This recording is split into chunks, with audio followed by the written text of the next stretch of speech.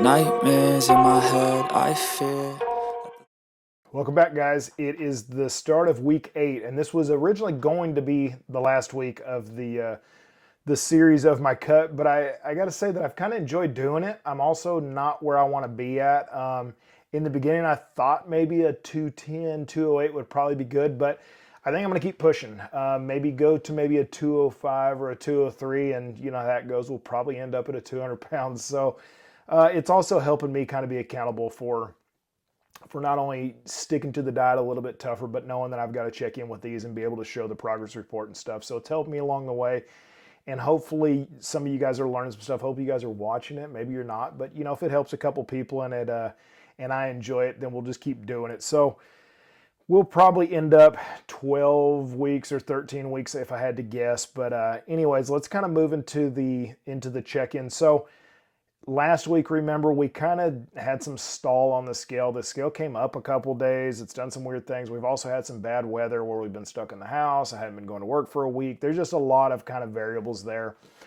Digestion hasn't been really good, like maybe going 2 to 3 days without going to the bathroom at times. So my coach decided to make a change. And what we essentially did last week, which would be what I'm checking in for this week, we pulled some carbs out of only 10 grams of carbs. So we went from 125 grams of rice in meal 2 and 3, and we've brought it down to 80. So we did that, but we also took the fat out of both those meals. So my meal 2 and meal 3, which is a chicken and rice, most of the time meal with it was guacamole, has been taken down to just chicken and then a little bit less rice, no guacamole. So there's no fat in that meal. And what you notice with fats being kind of low is when a meal typically has carbs and fats, the fats slow down the digestion. So especially when there's hunger being set up, when there's fat, typically it slows it down so you're not just burning through it. So I did know hunger being up a little bit, and the way that I kind of got around that with this meal this week was buying some romaine lettuce and doing like pretty decent sized bowls of lettuce and putting that on top of it. So my chicken, my rice, and then I was doing like a Frank's and a mustard type concoction. Um, and this is stuff when I wouldn't diet. It's kind of like being pregnant out here. You just kind of eat some random weird stuff because I don't typically wouldn't pick this, but it's got a good like tangy but also spicy. I don't know. You know what I'm saying? But essentially the rice or the salad is what was giving me, the lettuce was giving me the more volume. It was really helping. And if I was staying busy, I felt like, you know, it's a lot easier than if I'm sitting at the house just watching TV all day or whatever it is. If I'm at work, I'm usually pretty good. And then also sometimes when I would get into work, I would make my breakfast pretty quick where I'm kind of pushing that off some. Or instead of having lunch right at noon, I can typically eat lunch whenever I want because I'm usually at the office about that time. Um, I usually push it off till about 1, so then my next meal is kind of pushed back a little bit, and then you can kind of cram them all together a little bit better. So, you know, if you're not starving, I would say a tip for dieting, if you're not starving unless you just have to eat at that time, push it off another hour. And then your next meal will be that much closer, if that makes sense. So, looking at this week's check-in, 209.8 last week. Like I said, I was up a little bit last week, and then this week we were at 207.7. Now, I've got to say that I had, I think, Liquid IV. I put a little Liquid IV and a pre-workout together before I went to the gym on Tuesday night, and it destroyed my stomach. I came home, there was nothing left in me, just being candid. I didn't go to the bathroom again until Saturday, though, which would have been, well, this is Sunday, so it would have been yesterday, after my check-in. So when I did check in, I was 207.7, but still hadn't been to the bathroom in like 4 days. So, you know, I'm probably even down a little bit more than that. On Friday, I was 207.2. So, you know, I like to be able to see a little bit of trends, but we're still down over 2 pounds for the week, and I'm really happy with that. Hunger, like I said, hunger's up a little bit. I don't feel like it's still terrible though. It sometimes is more cravings, and I think there's a difference in. Usually, the difference in hunger and the difference in cravings is, man, I could really go for a big salad right now. That's hunger. Man, I could eat some more of this rice. Cravings are more, oh man, I'd like to have some sugar right now. I'd like to have a piece of candy. I'd like to have, man, some cookies sound good. That's the difference. And a lot of times people don't realize the difference. They think because they're wanting something, they're craving something, that they're hungry. Hunger is like more of the good food. You're just like hungry. And I've tried to keep my water up. Try to do some of those tips. Like I said, yesterday I did do potatoes instead of doing the rice. And for instance, with the potatoes have more fiber in them, you can eat more of them. There's more substance there, and that's sometimes what you got to do is pick the more substance of the two. So with the rice being 80 to 85 grams, the potatoes is 125 grams. So that shows you there's a lot more food there just to eat. So I may do that some too as well. Moving down the list, hunger we talked about. It's about a 5. It's not terrible. It's manageable for sure. My cardio, I got all my days of cardio in. We did bump the cardio up also. I forgot to say, and I don't know if I went over this last check-in or not, but we went up 5 minutes a day and then also added a day to it. So we're doing 30 minutes. Nothing terrible. A couple of the days I did do the recumbent bike here at the house just because I didn't feel like going to the gym because I wasn't going to lift. Got all my cardio in, got all my weight training in. Diet followed 100%. Everything was on point. Last weekend and I was kind of scared because the scale was up. So I did have a cheat meal, but I feel like it wasn't really that bad. We did 93.7 ground beef.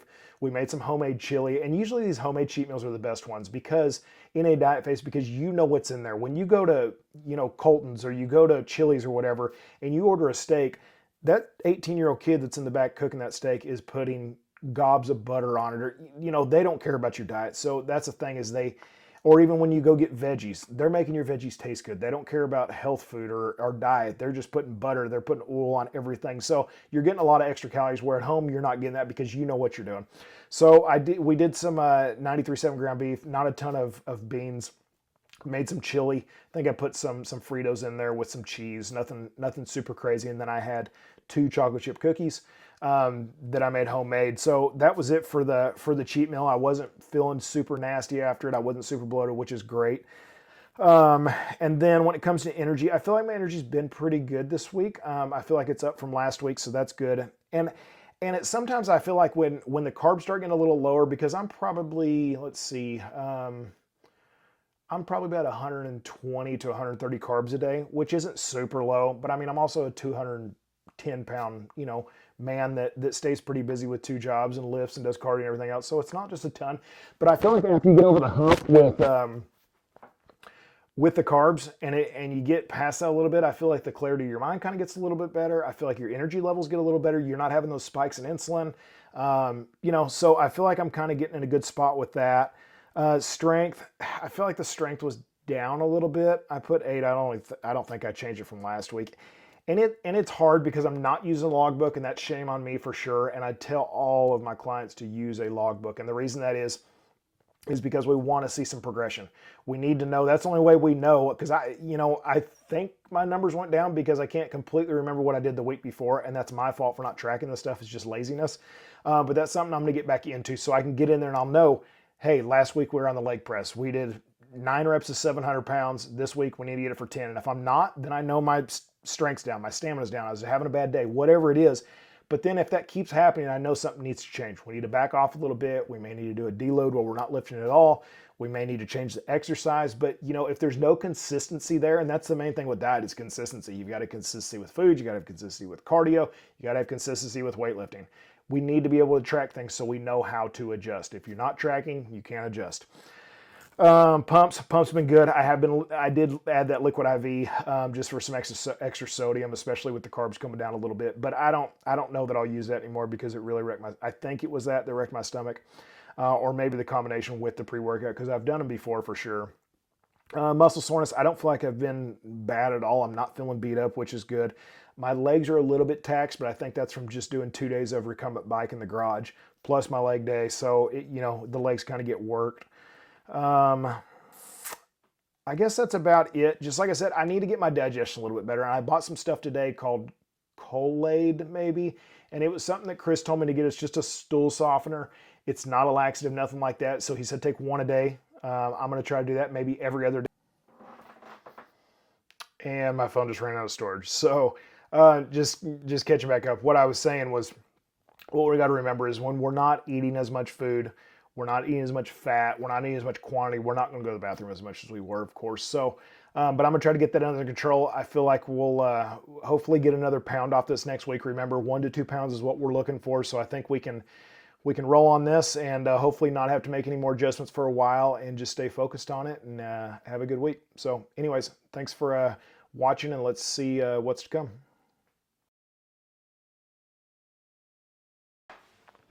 Hey guys, Sunday afternoon. I'm gonna do some chicken prep, and I wanted to bring you guys along to kind of show you maybe some easy ways to get your meals prepped for the week. I've already got beef made. This is just I need my next meal as well, and I noticed I was out of chicken, so I did go to the store already. It's been in the fridge, and I'm gonna show you guys two different types of chicken. So this both comes from Kroger. That's where we get our meat from. This here is $3.99 a pound. But I want you to notice, hopefully you can see this in the video, and if not, I'll share it. This is the more expensive, $3.99 a pound. It's boneless, skinless breast, 100% natural, no artificial ingredients, no added fillers. So $3.99, $2.99 contains up to 15% chicken broth, which is filler, and this carrageenan and salt. So let me kind of tell you what a lot of doctors are thinking is this stuff's also put in formula. It's put in kind of as a thickening agent, but essentially what it's doing is plumping these chicken breasts up.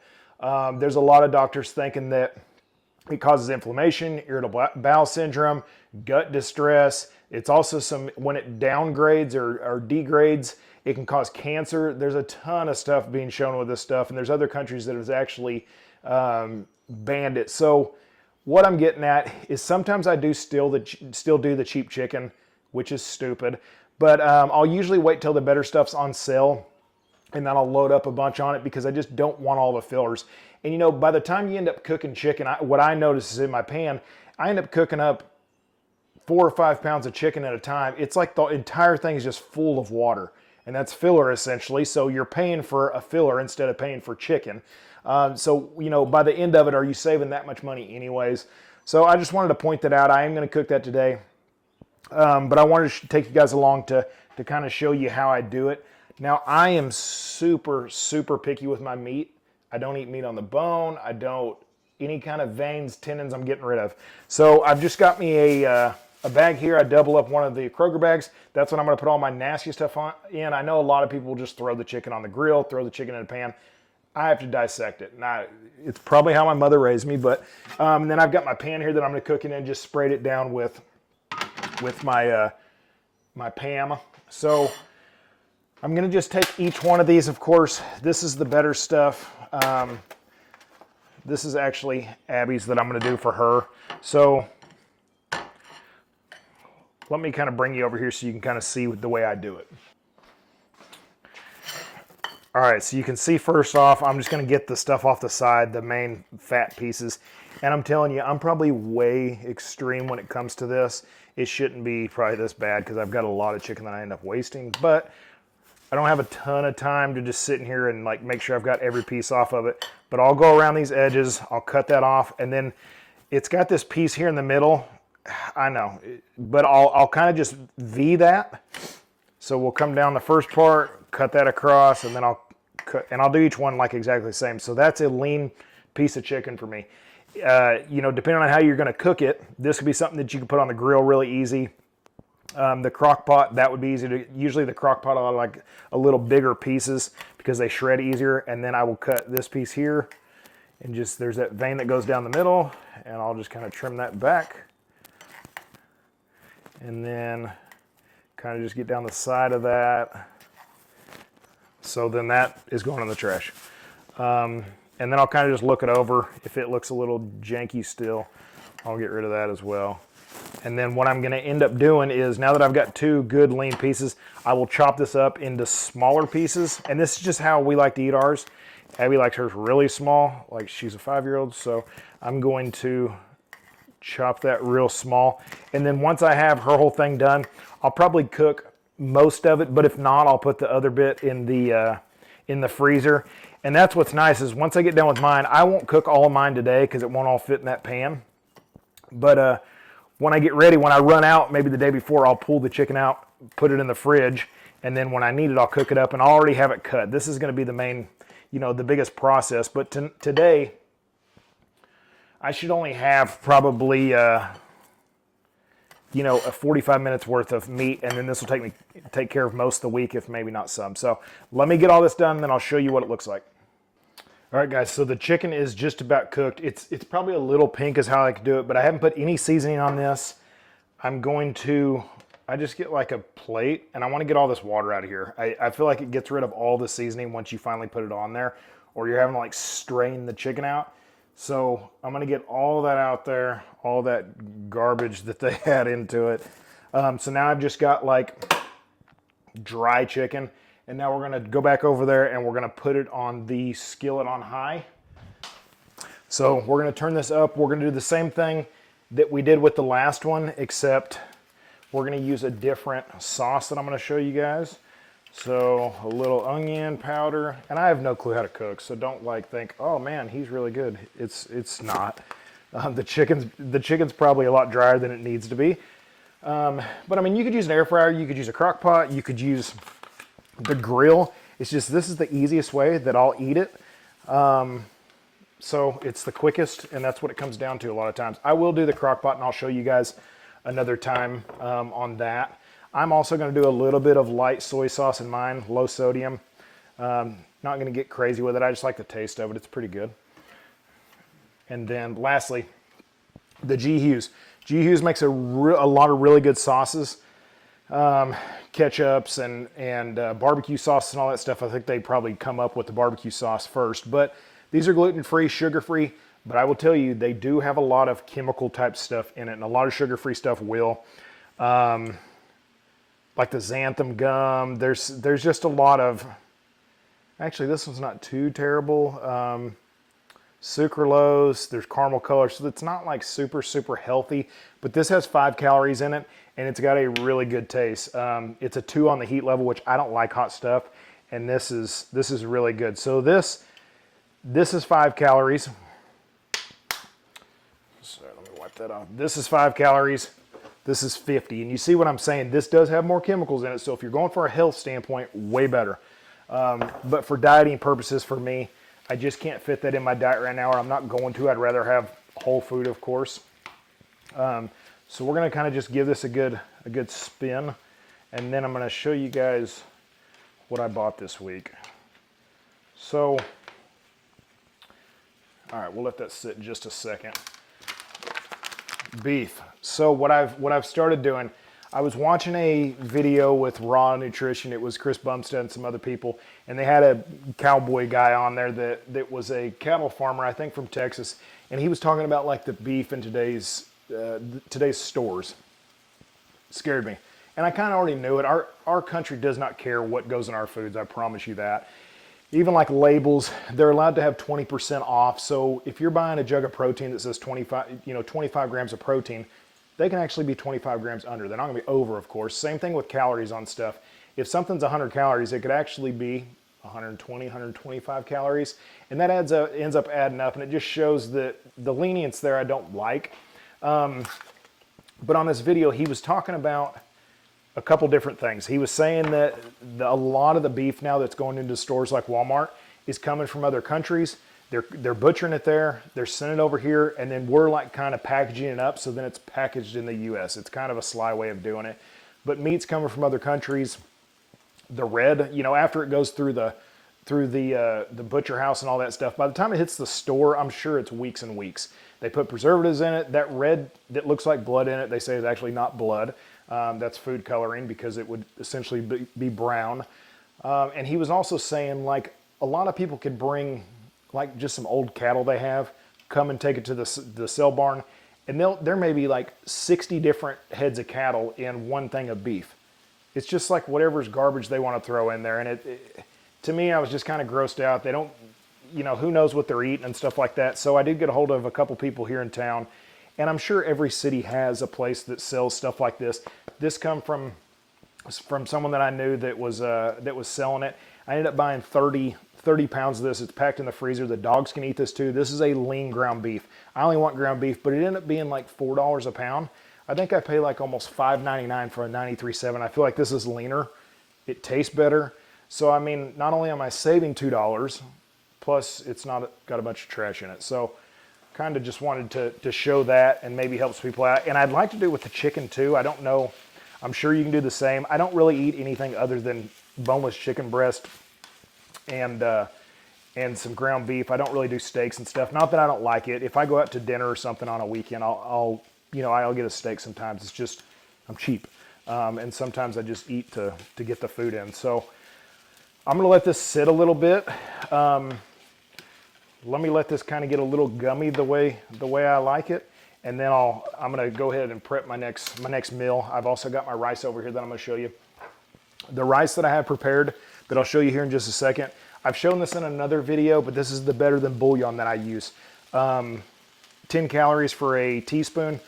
For 2 cups of rice about cooked, 2 to 3 cups of rice, I'll use about a teaspoon of this, maybe a little more after it's cooked. It's really potent though. You don't need to do a lot of it. It tastes like it's really salty, but this is roasted chicken.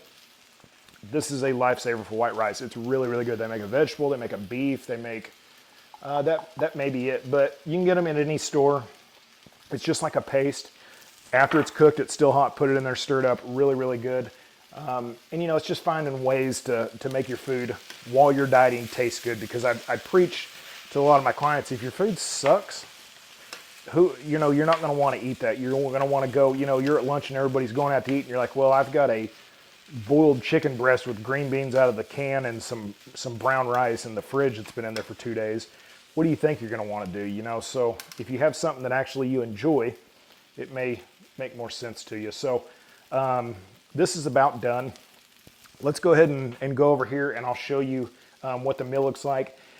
My meal right now only has, I do 160 grams of chicken, and I'm getting 80 grams of rice and no fat for 2 of my meals. So I've had to try to find some ways for some filler, because I'll tell you right now, I haven't felt like I'm really satiated.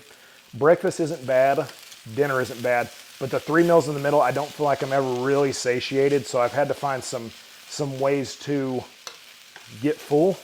And one of those ways was dill pickles. I bought a massive jar of dill pickles. I keep them at work with me, so I usually have that with my meal. And that doesn't have any calories in it, so that's a good filler. But let me show you what else I've bought.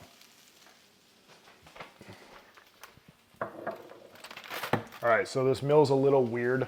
Let me get the chicken real quick. So I've got my chicken. Let me get a container, actually. All right, let's go ahead and throw this in this so we're ready to kind of separate it out. But yeah, this meal's kind of grown into something a little weird. I'm not really a huge mustard fan, but for some reason while I'm dieting, I seem to like mustard a lot more. So I've been using that, kind of that tanginess of it I am liking. So let me get all this chicken out of here. And then I'm also, like I said, I'm gonna go ahead and throw my 2 meals for tomorrow together, which is a real elaborate meal. It is one thing, the less food you're eating in a diet, the less money you spend. So I have no problems with that. All right, so we'll throw that in there. Okay, so let's go ahead and let's do our meals for tomorrow. And this is what I'm talking about, how easy it is. This is the rice that I made. It's kind of got that yellow tint to it. I'll put that in the fridge. I don't make up a ton of rice because a lot of people know rice will go bad really quick, usually just a couple days. So this is kind of sad, but this is 80 grams of rice. It's not much food at all.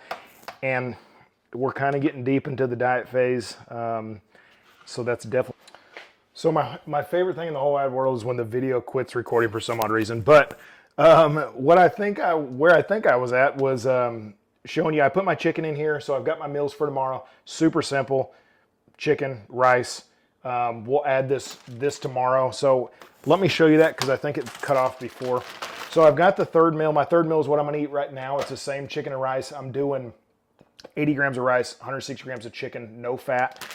These Southwest starters, it's just like it's a salad starter is what it is. It's something you'd add to salad.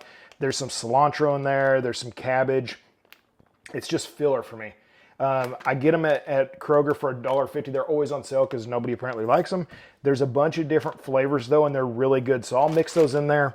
And then, kind of strange, I know, but I'm doing yellow mustard and I'm doing Frank's. Yellow mustard, no calories. Frank's has 15.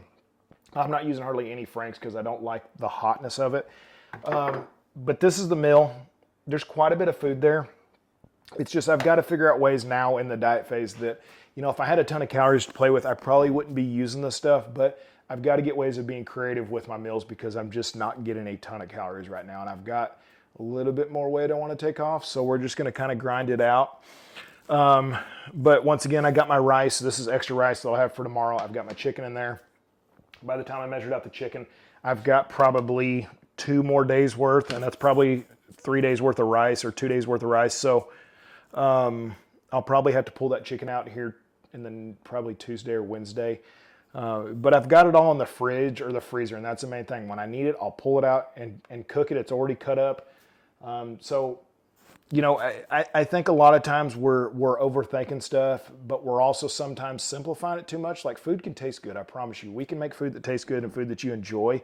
But also, it doesn't have to be super elaborate. I see people on Instagram that are making these dishes that are, I mean, it take me 3 hours to make. We just don't have time for it. Nobody does. Everybody has kids. Everybody has, you know, work and everything going on. So we've got to figure out go-to meals that are simple.